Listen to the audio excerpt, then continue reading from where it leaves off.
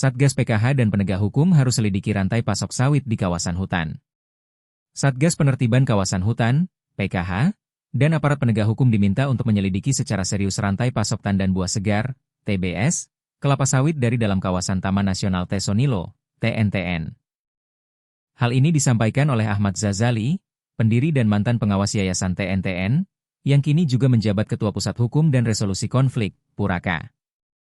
Menurutnya, penegakan hukum dalam kasus pembukaan kebun sawit di kawasan TNTN tak bisa hanya berhenti pada pelaku lapangan. Pemerintah, Satgas, hingga lembaga internasional seperti Roundtable on Sustainable Palm Oil, RSPO, perlu menelusuri jejak distribusi sawit ilegal dari hulu hingga hilir. Satgas harus menyelidiki rantai pasok TBS dari TNTN mulai dari kebun petani ke peron lalu ke pabrik kelapa sawit, PKS, hingga ke trader minyak sawit, CPO, tegas Zazali, Selasa, 25 Juni 2025.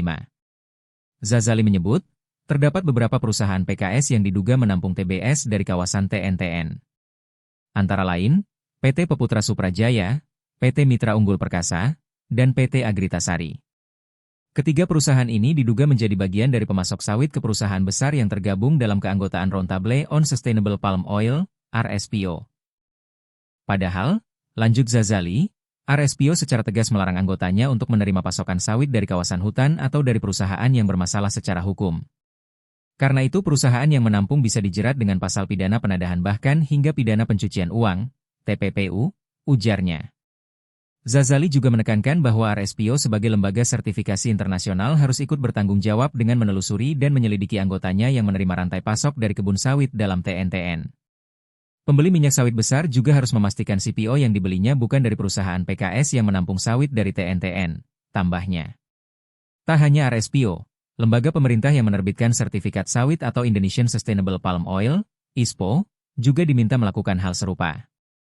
Jika terbukti menerima sawit dari kawasan hutan, perusahaan terkait harus diberikan sanksi berat, termasuk pencabutan sertifikat ISPO.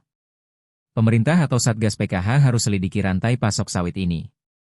Kita apresiasi pelarangan peron menerima sawit ilegal. Juga harus ada sanksi bagi peron, PKS, perusahaan minyak sawit yang beli sawit dari kawasan hutan, pungkas Zazali.